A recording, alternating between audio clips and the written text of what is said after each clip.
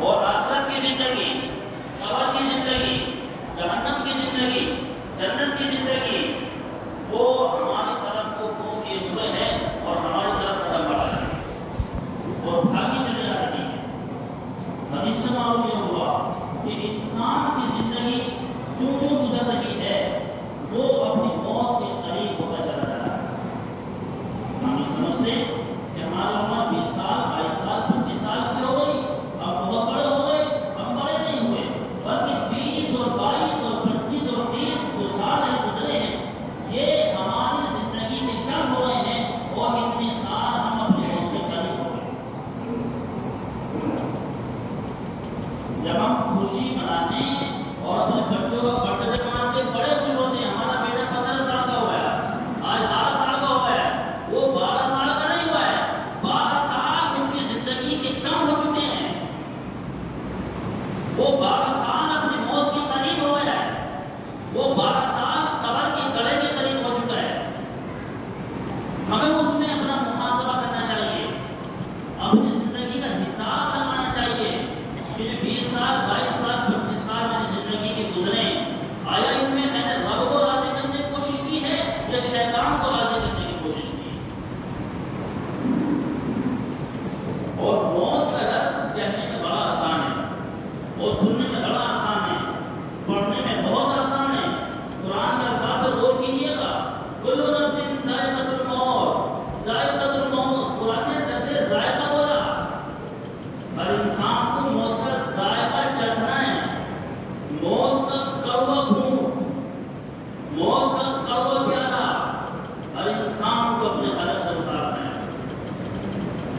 جناب رسول پاک صلی اللہ تعالی علیہ وسلم میں آخری وقت ہے، آپ بستر پر لیٹے ہوئے ہیں، حضرت عائشہ صدیقہ رضی اللہ تعالی عنہا کی ران پر اللہ کے رسول کا مبارک سر رکھا ہوا ہے، بخار اس قدر تیز اور موت کی سختی اس قدر، حضرت عائشہ فرماتی ہیں ایک پیالے میں پانی رکھا ہوا ہے، میں اللہ کے رسول کے مبارک ہاتھوں کو اس کے اندر ڈالتی تھی اور آپ کی چہرہ ہوا پر پھیرتی تھی، موت کی سختی کی وجہ سے اس پیالے کا پانی گرم ہو گیا۔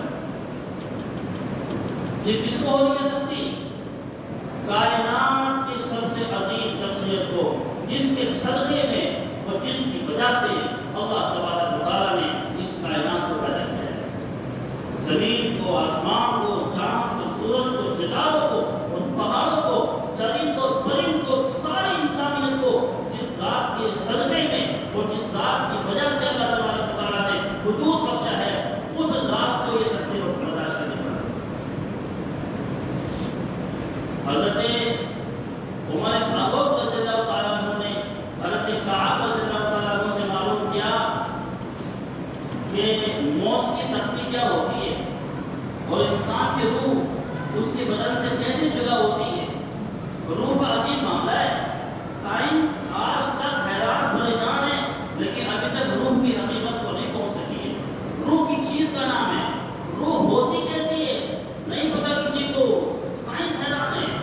یہودیوں نے سوال کیا تھا، کفار نے سوال کیا اللہ کے رسول علیہ السلام سے روح کی حقیقت کیا ہے؟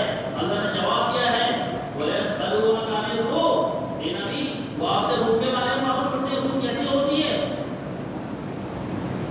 اللہ نے فرمایا آپ ان سے کہہ دیجیے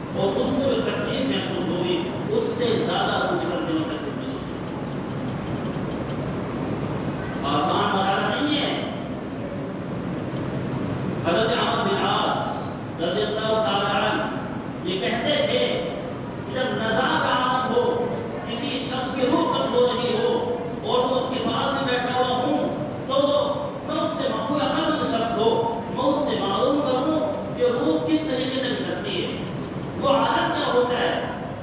وقت ہاتھ نہیں لگا لیکن خود کا نمبر آیا، بستر پر لیٹے ہوئے نزاع کا عالم ہے، روح نکلنے کو تیار ہے۔ حضرت عمرو بن عاص کے صاحب زادے نے معلوم کیا، ابا حضور آپ سے زیادہ عقلمند کون ہوگا، آپ میری نگاہ میں سب سے زیادہ عقلمند ہیں، آپ مجھے بتائیے انسان کی روح انسان کے بدن سے کس طرح جدا ہوتی ہے، آپ کی روح آپ کی باڈی سے نکل رہی ہے، آپ کیا محسوس کر رہے ہیں۔ حضرت عمرو بن عاص رضی اللہ تعالیٰ عنہ نے فرمایا تھا، بیٹے میں محسوس کر رہا ہوں کسی نے کانٹوں دار اور جھاڑی دار لکڑی اور شاخ میرے پیروں کے نیچے سے داخل کی ہے اور کوئی زوردار شخص اس کو سر کی طرف کھینچے چلا جاتا ہے۔ یہ موت کی سختی اللہ ہماری حفاظت فرمائے۔ قرآن نے بیان کیا ہے، وَجَاءَ سَكْرَةُ الْمَوْتِ بِالْحَقِّ، موت کی سختی یقیناً آ چکی ہے، یعنی موت انسان کو آتی ہے، وہ کب ہوتی ہے، اس کو تکلیف ہوتی ہے، کبھی ہم محسوس کرتے ہیں اور کبھی محسوس نہیں کرتے۔ ذَلِكَ مَا كُنتَ مِنْهُ تَحِيدُ، اور یہ موت وہ چیز ہے، اور یہ موت کی سختی وہ چیز ہے جس سے تم بھاگتے ہو۔ حالانکہ بھاگ کر جائیں گے کہاں؟ موت سے مفر کس کو ہے؟ کون بھاگ سکتا ہے؟ وہ کہاں تک بھاگ سکتا ہے؟ اور قرآن نے ارشاد کیا، وجوہ یومئذ ناظرہ الی ربہا ناظرہ، ایک دن وہ ہوگا بہت سے لوگ ہوں گے جن کے چہرے بڑے خوش و خرم ہوں گے، بڑے موج میں ہوں گے، الی ربہا ناظرہ، اپنے رب کو دیکھ رہے ہوں گے، اپنے رب کا دیدار کر رہے ہوں گے۔ آگے فرمایا وجوہ یومئذ ناظرہ، بہت سے چہرے کو ہوں گے جو بڑے اداس ہوں گے، نحوست چھائی ہوئی ہوگی، مدائمی چھائی ہوئی ہوگی، تظن ان یفعل بها فاقرہ، وہ یہ سمجھ رہے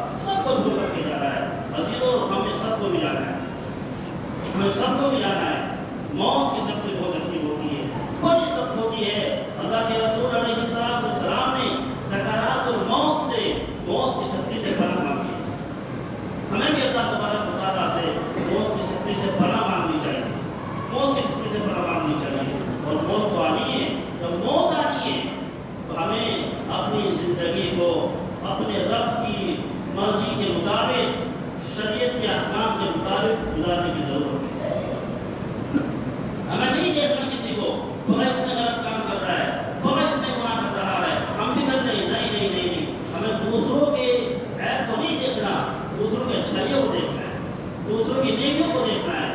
اللہ کے رسول علیہ السلام نے فرمایا عقل مند شخص وہ ہے جس کے اخلاق اچھے ہوں، جس کے اخلاق اچھے ہوں اور جو موت کو یاد کرنے والا ہو.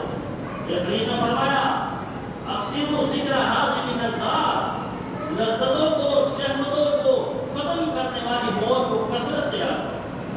انسان کی ساری لذتوں کو، ساری شہوتوں کو، ساری آسانیوں کو اور ساری نعمتوں کو بھلا دینے والی.